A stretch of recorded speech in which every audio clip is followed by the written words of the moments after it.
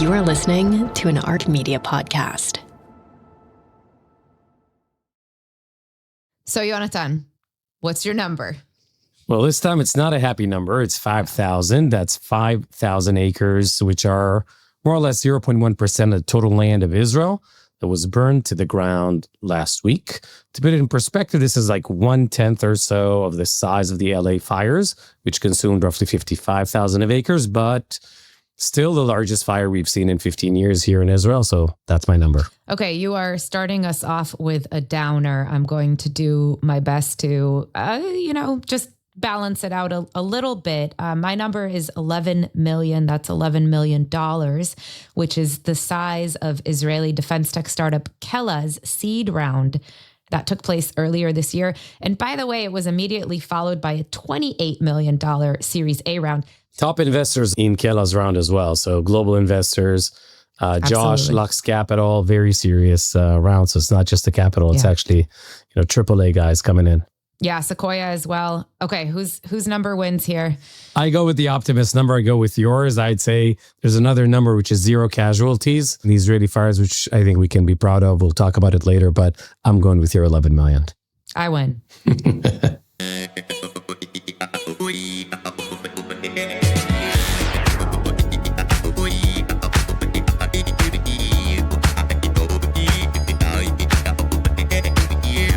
Welcome to What's Your Number, the newest podcast from ARC Media, home of Call Me Back with Dan Senor.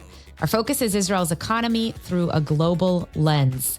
Before we dive in, let's introduce ourselves. I'm Michal Lev-Ram, an Israeli-born Silicon Valley-based tech journalist and a contributing editor at Fortune. I'm Yonatan Adiri, an Israeli entrepreneur and formerly the CTO and diplomatic advisor to the President of Israel, Shimon Peres. It is 9 a.m. here in Palo Alto. It is 7 p.m. here in Tel Aviv. Over at Call Me Back, Dan's going to continue to focus on the political news and newsmakers driving conversation in Israel and the Jewish world. And we're going to devote our weekly podcast to discussing the most important economic developments in Israel.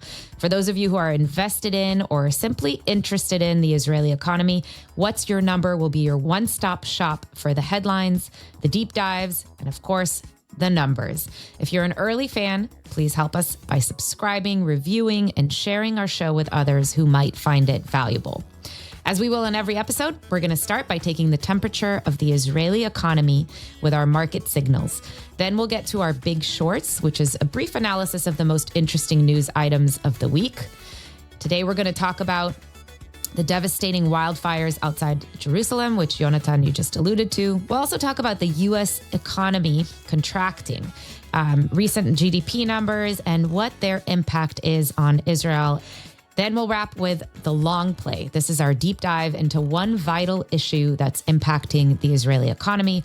Today's focus is on the defense tech sector. Lots to say there, so stay with us. Let's kick things off with our market signals. The dollar to shekel exchange rate is 3.62 compared to 3.60 last week. Probably an important note here, the dollar has fallen nearly 10% in President Trump's first 100 days, largely because of tariff uncertainty, of course. The euro to shekel exchange rate is at 4.11 compared to 4.09 last week. So very slight change there as well. The NASDAQ week on week, it is up 4.1% from its close on May 2nd compared to the week before. We're seeing a mixed bag all around, but including in the NASDAQ here, Apple cut its share buyback program by $10 billion. At the same time, Microsoft and Meta posted strong results. So we are seeing some very bright spots despite all of the economic turmoil and uncertainty. By the way, I think yesterday I saw that the S&P recovered all of its collapse, if you will, since Liberation Day, which I think is, again, indicative of sort of where the market is and the suspense that we're all in terms of where this all goes. So the recovery is amazing. Still down year to date, but recovering the entire collapse is, I think, an interesting sign as well. For sure. And we also saw a much stronger than expected jobs report here in the U.S. So some bright spots for sure. It's not all doom and gloom. Okay, now for our very own What's Your Number Index, aka the Windex. This is our index of the stock performance of 50 publicly traded companies on U.S. exchanges that are headquartered in Israel and or founded by Israeli founders. This is our week-by-week measure of where these companies are trending and their cumulative market cap. Yonatan, give us the Windex. So I think it's been a strong week for the Windex at 3.1 growth for the week starting April 28, ending May 2nd. It overperformed the S&P, contrary to last week, by 0.2%, underperforming NASDAQ by a full 1%. I think the most interesting one for me was digital cosmetics high flyer Il Maquillage, ticker ODD, odd. That grew 44%. Exactly. Rising beyond its July 2023 IPO for the first time, I think, in terms of market cap. It gave very strong projections for 2025 just to get a sense of the numbers. This is really great. Company is now aiming at almost $800 million in revenue and gross margins over 70%. It's a lot of lipstick. A lot of lipstick. And I think, jokes aside, the story of a founder and the family kind of capturing a private company that was underperforming, taking it all the way through an IPO in NASDAQ and having the chutzpah to be able to direct a consumer cosmetics brand run and managed from Israel, I think is one of those things we didn't have in our bingo card a decade ago. Yeah, we don't hear a lot about, the non-tech Israeli entrepreneur and innovation story. So this is a really interesting one. Yep. What else are you looking at, Yonatan? There's, just like last week, there's a lot going on this week. So I think, our mother podcast is dealing with the geopolitics. That's Dan at Call Me Back. But clearly the impact of the first Houthi rocket to escape Israeli air defense is front and center. Airline cancellations are back. Last week we discussed your number, I think, was Ryanair, $30, right? Coming back. EasyJet coming back to Israel. That's still on track, but we have seen a couple of cancellations from the big aviation groups. Those were temporary, as opposed to the last cancellation wave, which was kind of like up until further notice. We're not seeing that yet, but this is definitely a big deal that's going to have serious macro impact if it does indeed persist. Remember, Israel has only one major international airport, and it is a export-driven country. We're dependent on the harbors and the airport being open 24/7 for the sake of the economy. Suspense is high. There's been even clashes or friction between Israel and Turkey above Syrian air-controlled areas. So I think the fog of war is pretty much still here with us, and I think the next couple of weeks are going to be consequential. There's never like a slow week, right? A couple of weeks ago, we dealt with sharks biting, so people saw days. People saw that as a semblance of normalcy, but it's true. And I have to say, it's we also had the teachers union strike this morning. So if you have a young family dealing with the rockets, the 2 casualties in Gaza, the Syria-Turkey issue, and then this Houthi rocket, all within the span of 24 hours. That's the pace of news in Israel. Well, like we said last week, resiliency seems to be the theme and will continue to be because it has to be. Okay, moving on to the big shorts. This is our brief analysis of the biggest headlines of the week, the stories that are driving conversation and sometimes arguments in Israel.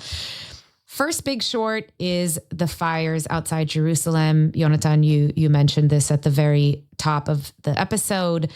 Last week on the eve of Independence Day, we saw wildfires erupt on the outskirts of Jerusalem, burned about 5,000 acres, as you said, but luckily no fatalities. That said, huge disruptions. This is something we know all too well about here in California, where we've seen a rise in fires. Of course, first and foremost, what we worry about are other consequences, more dire consequences to human life. But let's look at the economic impact, both California and what we're seeing in Israel. It's estimated that total property and capital losses for the recent LA fires out here are around $131 billion. That's a big number. It's a huge number. And it's, who knows how accurate and comprehensive it is. As we also know from California, there is a lot of finger pointing that happens when this kind of catastrophe takes place.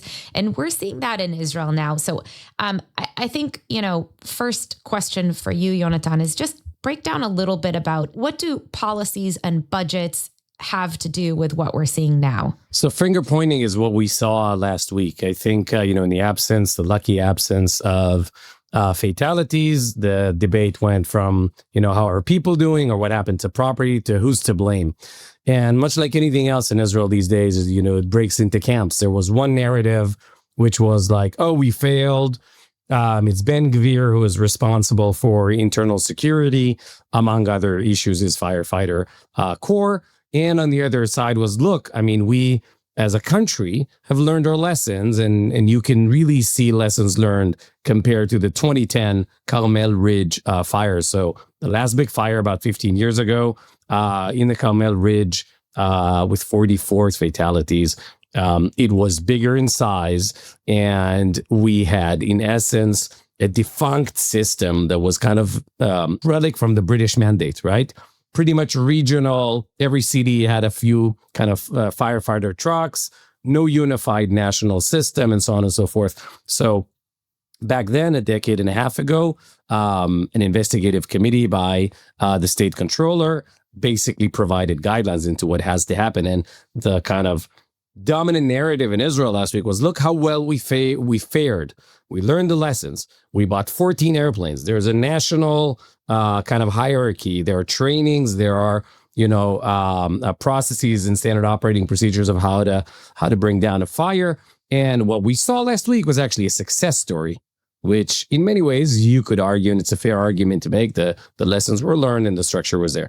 On the other hand, there is very damning video from the Knesset Financial Committee of Minister Ben-Gvir in his first couple of weeks saying, basically refusing the acquisition of a $50 million worth Black Hawks, which was after a 2-year work of basically saying this is exactly the nimble missing piece that we need in case of wildfires. Basic numbers at the tail end here. We went from basically a non-national entity to deal with wildfires into a very well-structured one that also has ways of collaborating with the Air Force, budgeted at about $500 million right now. And it seems, and let's see how we're going to fare over the summer, because this is just the beginning. Look, this is early May. The jury's still out on that, but you can definitely see the improvement from the 2010 wildfires in the Carmel Mountains. There's naturally such a focus here on politics and policy and again, budgets. Makes total sense. But what's the role of innovation? Interestingly, there's an Israeli company, of course, always is, that is seizing this opportunity called Fire Dome. The inspiration here was from Iron Dome. Obviously works a little bit differently, but it's an Israeli-based company founded by 2 Israeli founders, and it connects to detection systems and basically involves a launcher that launches a capsule of fire retardant into the air, forming like a protective perimeter. So there are some parallels, at least conceptually, to the idea of the Iron Dome. I think with climate change, this is definitely no kind of climate tech. We've seen that theme also in Silicon Valley back in the day. I think what you're seeing is, though, that, devil's in the details. How much ground do you need to cover? What are the odds? How quickly do systems like that respond? These are very tough infrastructure questions. And I think, the jury's still out. So this is a bigger topic, how humanity at large is going to deal with climate change. I think, what happened in Israel, what happened in LA are early signs. Overall, though, I think at least what we learned last week in Israel is if you're prepared, if you learn lessons from one wildfire to the next, and you keep a nimble approach that is, air power that can be shifted, that are cars that are not the huge trucks that we know from the cities, but rather more compact that can go all the way up on mountains and ridges. Adaptation is the key, seems like the key trait that you need in this space. Well, I think one thing is clear. These are happening more frequently. They're happening outside of the traditional fire season, as we saw both with what happened in Israel now early in the season, and of course with the LA fires. Okay, let's move on. The U.S. economy contracts. GDP figures released just days ago showed that the American economy shrank at an annual rate of 0.3% in first quarter of 2025. This is the first negative reading since 2022. And we should note it doesn't actually include numbers beyond March. It's first 3 months of the year. So this is Liberation Day, April 2nd. But obviously, this factored greatly into what we're seeing. There was a lot of anticipation, changing behaviors. We knew it was coming. There was a pre-tariff buying spree. I think the question here, obviously the big one is the U.S. headed toward a recession? And as we know, when America sneezes, the world catches a cold. I have been very sniffly, by the way, the last few days. So I don't know if it's an omen. But, I watched one clip of a professor, a pundit, saying there's a 75% chance that the U.S. is headed toward a recession. And I'm like, wow, you're very sure of these numbers. Okay. I have no idea where you pulled that from. But Yonatan, what are you reading into this? Look, this is a big deal for Israel as it is for the rest of the world. America being the leader of the free world in competition with China, which is sort of the big storyboard we're all going to be reading in the next, the foreseeable future. America is a top market for Israeli companies, tech and otherwise non-tech. And I think really, if you think about Israel, it's a bit in a bind right now. You saw it when Prime Minister Netanyahu visited the White House last time, where President Trump made a comment after Netanyahu said, we're going to do everything we can to kind of shrink the surplus. The president said, we're already giving you more money, right? He made like a comment of, it's not just about closing, you're getting extra, right? This is a political issue as well. You're seeing that also in different corridors in Washington. This goes beyond just the economy. A weak dollar, a strong shekel, while being strong internally for the purchase power, is actually very dangerous for Israeli tech and for Israeli exports, clearly, right? So you can get to a double whammy effect where dollar gets weaker and you get tariffs from Israel. And that becomes a big issue for the Israeli economy. The chairman of the bank in Israel gave his kind of concerns about that. We are 60-day left for the 90-day window. So we need to see how Israel navigates. I will say one last thing here, which is more on the diplomatic side. While Saudi Arabia engaged with China and with the U.S., similarly in Turkey, similarly in Egypt, which last week had a military exercise with the Chinese military, right? Israel is in a bind because it cannot do anything vis-a-vis China. Otherwise, you're going to significantly injure your relationship with Washington. So we have limitations on that. On the other side, the dynamic with the U.S. is still unclear, and we're waiting for the extra kind of 60 days to go by. That calls for Israel, at least from my perspective, to expand and broaden its strategic relationships with countries that are big enough and are within the U.S. umbrella of legitimacy. That's predominantly, for me, India and Germany. Germany, with a $500 billion expenditure, some of it into the defense space, is going into bigger government budgets with a very strong industrial base, but with very little to show in silicon, in AI, in software, and so on and so forth. Basically, a mirror image of the Israeli economy. There's a very, I would say, good case to be made for a reimagined Israeli-German alliance. And we're going to see the foreign minister of Germany flying to Israel. It's his first flight outside of Germany since being appointed, celebrating 60 years of diplomatic relations between Israel and Germany. The second one, obviously, being India, the biggest purchaser of Israeli defense tech. We're going to cover that in a couple of minutes, but also sees eye to eye with Israel on a series of economic issues, a series of regional issues. We discussed last week the IMEC, the India-Middle East corridor, which I hope, and there are some signs that when President Trump visits here, is going to make another step forward there to counter the Chinese Belt and Road Initiative.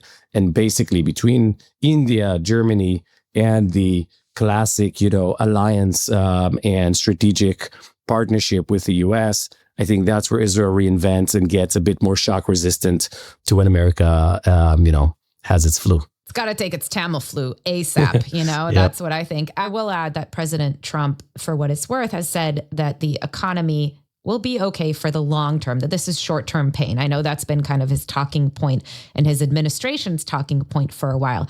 But you know what? There's something to it, perhaps. Again, we'll only know in hindsight. Yeah, I think next couple of weeks are going to be very, very consequential. The results of the president's visit here in the Middle East, the dynamic with Iran, and how the dynamic with China is going to go by the end of the quarter And, again, we spoke about that with Dan a couple of weeks back, much like the Nixon move to decouple, to break the gold standard, had a lot of pain in the first, I would say, number of years even, but over the long run is what really enabled, through persistence, through Paul Volcker and others, the American victory, the West's victory on communism and the Soviet Union. So I think, jury's definitely still out, but there needs to be more persistence and coherency coming out of the White House in this space. Until that happens, from an Israeli perspective, there's no substitute for the American partnership, but it needs to expand. I think Germany, with its new administration stepping in these days, and India are where Israel expands and builds, more robust bridges for the scale of its economy. Okay, let's move on to our long play. This is the meatiest part of our show, our deep dive into one significant issue affecting the Israeli economy. We're going to focus on defense tech and what we're seeing kind of new in the picture here. Clearly not a new topic entirely, but there are some wrinkles here that I think add something, to the moment. Last week, we saw the Hill and Valley Forum take place here in the U.S. in Washington, D.C. This is a gathering of Silicon Valley tech leaders from various companies and policymakers in the U.S. Capitol. And the big focus was defense tech. Just a few years ago when this event was started, not that many Silicon Valley companies were that interested in participating. It was much, much smaller. But things have changed so drastically in the U.S. when it comes to, just more broadly speaking, the tech industry and its relations with D.C. We've got companies like Anduril, Palantir, which has been around for a while, but also lots of newcomers and lots of new investment. And we're seeing that happening in Israel as well. So, Yonatan, I want to start by having you just do a little bit of like a compare and contrast of sort of where the U.S. stands with defense tech, with this sector, this booming sector, and what the situation is like in Israel. Totally agree. We're in a paradigm shift when it comes to procurement, when it comes to the strategic posture of how you build a military force, right? We've been there before in the late 70s, post-Vietnam, what was referred to classically as the RMA, the Revolution in Military Affairs, which gave birth to what we saw, the shock and awe, the very accurate intelligence gathering, satellite-based, accurate rockets and air dominance that we saw kind of emerge out of the Vietnam War. And the procurement that came with it, and the giants and the consolidation around, the big players, the Lockheed Martins, the Boeings, and so on. I think what Palantir advocated for quite a while, and I think you're totally right, they've been there, they've kind of paved that road. There are echoes of that in Alex Karp's new book about the Tech Republic, has now opened the door through also SpaceX in the space domain.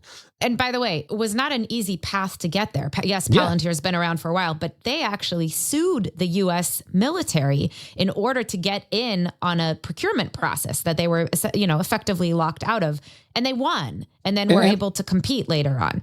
They did pave the path. That speaks very highly of the U.S. institutional, I would say, tools to allow, that a private company can sue the administration, can have its day in court. Like, this matter of how does the American system adapt is incredible. I remember spending time at NASA in 2009. SpaceX was just launching and was being ridiculed when Elon Musk said, we're going to be responsible for, north of 50% of launches of humanity by I think it was like 2030, his prediction back then. Well, they're doing 70% right now. I think, again, the kind of SpaceX dynamic is very indicative and illustrative of where this is going, with the notion of the best way to avoid World War III is to deter. That's kind of the theme that I'm hearing coming out of Washington. Now, in this context, there are two labs where the American Defense Administration has been keeping a very close look, right? Unlucky for us, we're one of them, right? The Hamas invasion of October 7th has actually provided Israel, not to its liking, unfortunately, with the opportunity to kind of bring forward a set of technologies that were invested in for decades. That's air interception, air defense. That is long-term capacity to assault, as we've seen in Iran. That is tunnels, that is drones, and so on and so forth.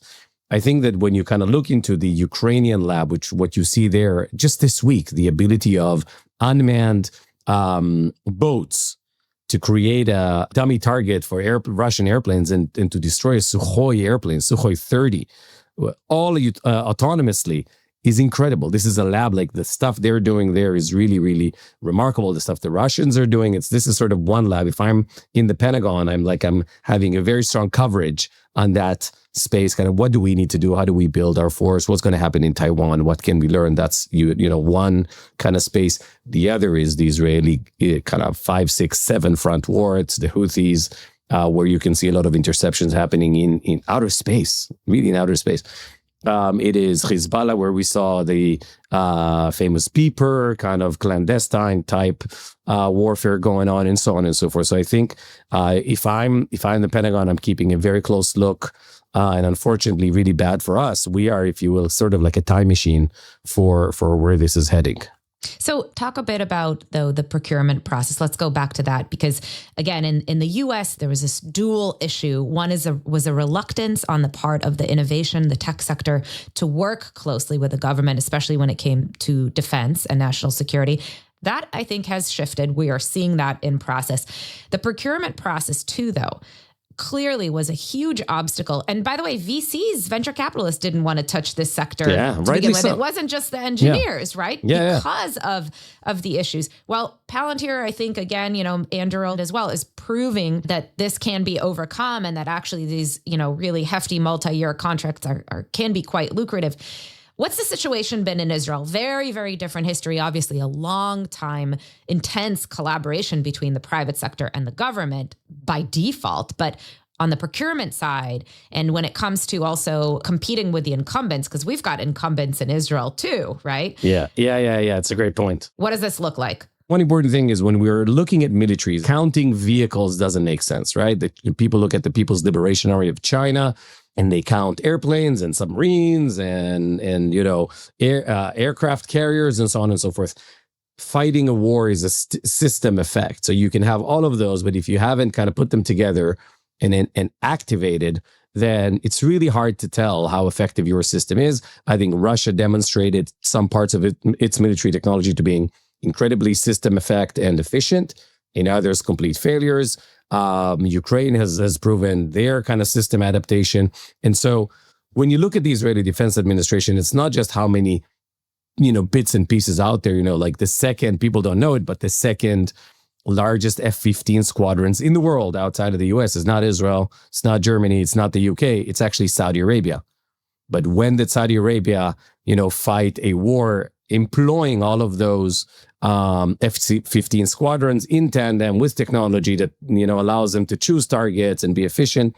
I don't think ever in history. So having them in inventory is one thing, having them in active combat, again, unfortunately, as Israel had to do in a variety of scenarios, builds a different dynamic. Now, so how do you look at the Israeli kind of procurement dynamic and who's playing here, right? So I think the way to look at it is through 3 categories, right? You have the flag carriers. One is fully owned, the other is partially fully owned, but state-owned companies. That's Israeli Aviation Industries, IAI, and Rafael. IAI makes the Arrow system. It has the highest rate of interception in the world, intercepting in outer space when it does. So I think that's an important piece of where IAI is. Very strong drone capability and UAVs, radars, $6.1 million in revenue, $6.1 billion in revenue, and now very strong local demand. So the government is not, remember last week we spoke about the budget going into $30+ billion. Procurement budgets for the Israeli kind of long-term play are kind of meeting the local suppliers first and foremost. So that's $25 billion in backlog globally for IAI alone. Rafael, famous for Iron Dome and David Sling, plus what we call Trophy. Trophy has been an incredible success in Israel, fighting in Gaza. These are the Iron Domes of tanks. So you don't have a ballistic kind of like 60-second flight. This is an RPG being fired from 1 or 2 kilometers, and it has to be identified and intercepted on the tool itself. Super effective. Some of the scenarios, assuming active tank warfare, having seen what happened in Ukraine, were assuming 10x, some 20x casualties than we actually had in combat, thanks to the Trophy system. So. And by the way, we should mention also that these are all evolving dynamic systems. I know there was a big update to Iron Dome just recently. So there's constant work being done to perfect these and evolve as the enemy evolves. Yeah, exactly. So, warfare is in many ways a learning competition, right? Who learns faster and who kind of implements faster. And so this learning competition is very, very clear. And it's multifaceted, right? It's Iran, it's on the ground, it's Hezbollah, it's for 9 months, it seemed like Hezbollah had its upper hand, right? They systematically, through guided missiles every other day, took down Israeli intelligence on the border, with very nice social media videos that terrified Israelis, showing us, well, all your technology and all your bravado, you're shit, you're worthless, you're a spiderweb society, right? So going back to Rafael, so it's the second biggest company here, $5 billion in revenue and almost $18 billion in backlog, again, international. India is a big procurer. The German commander of the Air Force was here over the weekend, signing off a $4 billion deal to buy the Arrow system, 3 big systems to defend Germany as it considers its evolving ballistic missile threat on the east. So I think that's, as far as these are the big players, these are right? the flag carriers. Okay, exactly. What's the next category? Then we had a number of I would say national champions, Elbit, Elop, and others. Elbit is now a big behemoth. They bought all the other ones, more or less. And they are a privately held company, publicly traded. And again, 6.9 billion in revenue, 22 billion in backlog. And they're competing with IAI in the drone space in electronic warfare. I think it's important to understand that Elbit and Rafael are now, to your point, Michal, are building the next episode. And the next episode is Iron Beam, which is the laser system. So this is Elbit and Rafael. So these are I would say, the big guys. Now, what's interesting is the high flyers. In less than 48 months, 160 companies, according to Startup Nation Central Intelligence, have been built. These are startups. And I think the interesting bit about procurement is, for a lot of the innovation in drone warfare and so on and so forth that happened throughout the war, it happened through procurement by nonprofits, by parent organizations that bought for the platoons of their kids in the first few weeks, because the procurement system was so heavy and so busy that we had containers of consumer drones coming into Israeli ports in the service of military units. So the procurement process was completely broken on one end, but on the other end, allowed for maximum adaptation. I think 3 interesting companies. You mentioned Kela at the opening. Regulus, it's an electronic warfare anti-drone system, has been kind of flying high. Extend tactical drones. If you kind of go on their website, you'll see, and you'll kind of be able to see them also on the ground. And Smart Shooter, which for me is very interesting, kind of going all the way down to the actual assault rifle held by the soldier. Not a big system, no drones, no missiles.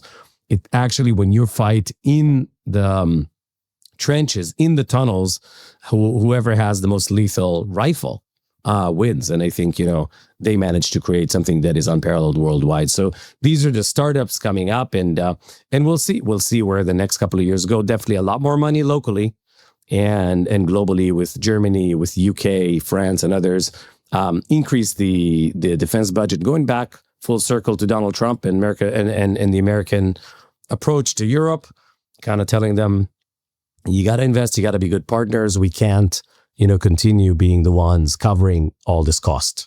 By the way, Kela, going back to Kela, coming full circle, that was started by ex-Palantir founders. Correct. And we are seeing this kind of, there's like the PayPal mafia, like perhaps a Palantir mafia, including some people in Israel who are innovating. Yeah. And I think the last bit here is the Israeli DARPA, right? Mafat, it's led by Danny Gold, really a legend. One of those people that in hindsight, we're going to talk about them like we spoke about the Kalashnikovs of the world, or the Mikuyans of the world, or, the American giants in development. He's really the brain behind Iron Dome, the person who invented it back in 2006, 7, 8, who fought really hard for its adoption, really against the world of naysayers, and has been leading the Israeli DARPA for, I think, now almost over a decade. And last but not least, what's called unpack, which is the builder of the best tank in the world, the Merkava number 4, that is fully owned, state-owned by the army. So that, if you will, gives you the full 360 of how the defense tech ecosystem looks like. And I think it has quite a number of interesting dynamics ahead of it, challenges, but also great opportunities. Would I rather having all these technologies not being in full display and not having the opportunity to engage? For sure. But now that it's been a year and a half of war, and again, 7 fronts with all these technologies and all these capacities at full display, I think, where the world is going is not up to our choice, and we have to, make the best out of it. For sure. And I think going back to what we discussed on the last episode, the cost of the war has been enormous, 70 billion, but obviously has also led to an increase of innovation that we're seeing coming out of Israel. And I think it's important to go back to a point that Palmer Luckey and others in the defense tech space make consistently. And that is that this is meant to be a deterrent, that the investment and the innovation, obviously right now what we're seeing in Israel is that it's out of a necessity, right? But that ultimately long run, these technologies are really meant to promote more peace in the world and meant to be a deterrent. There was an adage in international relations. What are the 4 things that make America, invincible? They are ocean, Mexico, and Canada. Right? Basically, the American position is such that it's very hard to see America innovating out of necessity. It's always kind of looking, into the future, into preserving and progressing its global dominance, and being, if you will, the leader of the free world. And there's a big argument right now in Washington between sort of a more isolationist view. You just saw that with a bit of a reshuffle around President Trump and his national security advisor. I think that's also kind of philosophically where this is heading. Well, one thing Israel does not have is ocean, Mexico, Canada. So we'll just leave it there. That's true.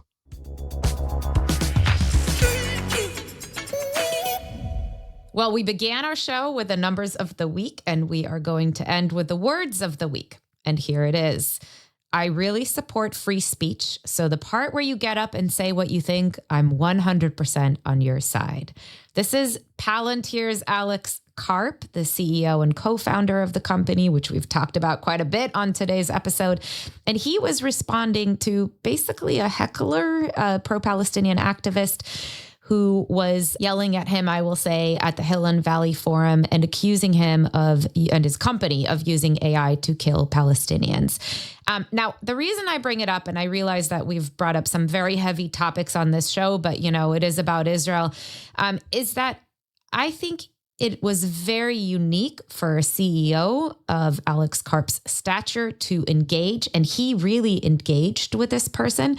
Most CEOs would not. They would wait for security to remove the person. They wouldn't say a word. They would try to shut it down right away. And I was really struck by the fact that he engaged. So, Yonatan, what did you think?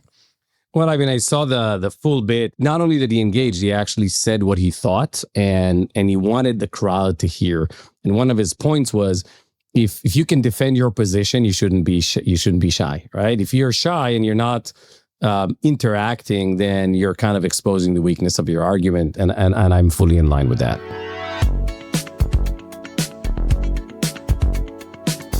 All right, that is it for today's show. Thank you for tuning in to ARC Media's What's Your Number? We hope you found it interesting and valuable use of your time. If you did, please be sure to like, subscribe, rate, review. You know the drill. But most importantly, please share this episode with others who you think will find it interesting. If you want to make suggestions or share your feedback, please reach out to us at whatsyournumber@arcmedia.org.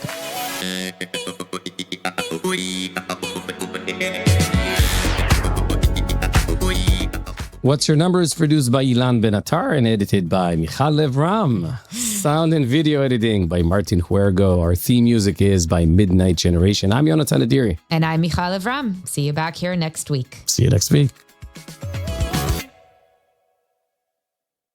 This podcast offers general business and economic information and is not a comprehensive summary for investment decisions.